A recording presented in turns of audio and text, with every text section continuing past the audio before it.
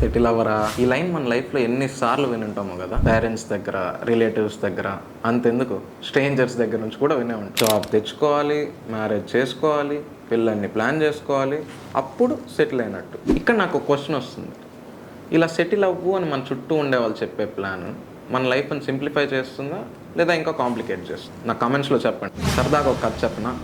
ఒక చిన్న విలేజ్లో రవి అని ఒక పిల్లోడు ఉండేవాడు. చిన్నప్పటి నుంచి వాడి వరల్డే వేరు. బర్డ్స్ని చూడడం అన్నా, ఫొటోస్ తీయడం అన్నా, స్టోరీస్ రాయడం అన్నా చాలా ఇష్టం. వైల్డ్ లైఫ్ ఫోటోగ్రాఫర్ అవుతా అని ఇంట్లో చెప్పిన ప్రతిసారి అదేం ప్రొఫెషన్ రా, లైఫ్లో సెటిల్ అవ్వాలి కదా అని చెప్పేవారు. రవికి ఇప్పుడు 22, బీటెక్ చేశాడు, 9 to 5 జాబ్ కొట్టాడు, డబ్బులు బాగానే వస్తున్నాయి.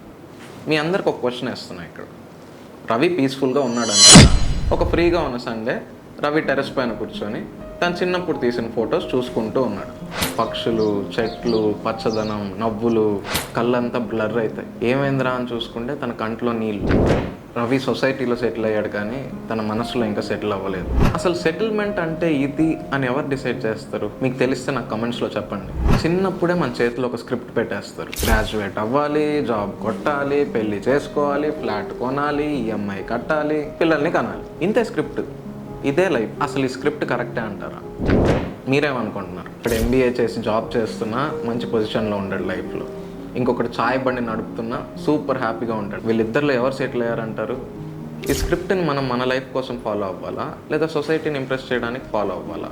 మన సెటిల్మెంట్లో మనకి సాటిస్ఫాక్షన్ ఉండదు. 22కి జాబ్ వచ్చిందా, 25కి పెళ్ళయిందా, 28కి పిల్లలు పుట్టేశారా? మొత్తం డెడ్ లైన్స్, ఎక్స్పెక్టేషన్స్, ప్రెషర్స్, ఫ్రెండ్స్తో కంపేర్ చేస్తారు, రిలేటివ్స్ డౌట్స్ పెడతారు. ఈ మధ్యలో ఎక్కడో మనం కూడా కాంప్రమైజ్ అయిపోతాం. ఓకే, ఇంక ఇదే లైఫ్ అని అనుకోవడం స్టార్ట్ చేస్తాం. మనలో చాలామంది మనకు నచ్చిన కెరియర్లో ఉండం, దొరికిన కెరియర్లోనే ఉంటాం. ఎందుకంటే మనం అలసిపోయాం, మనల్ని మనం ఎక్స్ప్లెయిన్ చేసి అలసిపోయాం. ఇంకా చాలే నా చుట్టూ ఉన్న వాళ్ళని డిసప్పాయింట్ చేసింది అని కాంప్రమైజ్ అయ్యాం. ఎక్కడో ఫైట్ చేయడం ఆపేసాం. ఫైనలీ అడ్జస్ట్ అయ్యి ఒక జాబు, ఒక ఈఎంఐ, సెటిల్ అయిపోయాం అని అందరికీ చెప్పుకుంటూ బతికేస్తాం. అలాంటి లైఫ్లో పీస్ ఉంటుందంటారా? సెటిల్ అవ్వడం అంటే సప్రెషన్ కాదు, ఫుల్ఫిల్మెంట్. నాకు ఇంకో ఫ్రెండ్ ఉంది, సూపర్ టాలెంటెడ్ రైటర్. స్టోరీస్ అన్న, పోయమ్స్ అన్న ఫుల్ ప్యాషన్.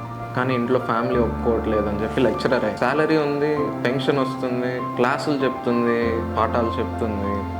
కానీ ప్రతిరోజు క్లాసులు అయిపోయిన తర్వాత ఇంటికి వెళ్ళి రాస్తుంది పోయమ్స్, స్టోరీస్. నైట్ 3 వరకు రాస్తుంది. తన మార్నింగ్ సొసైటీ కోసం అయితే తన ఈవినింగ్స్ తన కోసం, తన ప్యాషన్ కోసం. ఒకరు 23లో CEO అవుతారేమో, ఇంకొకరు 40లో స్టార్ట్అప్ స్టార్ట్ చేస్తారు, ఒకరికి 28లో 2 పిల్లలు పుడతారేమో, ఇంకొకరు 45లో అడాప్ట్ చేసుకుందామని ఆలోచిస్తారేమో.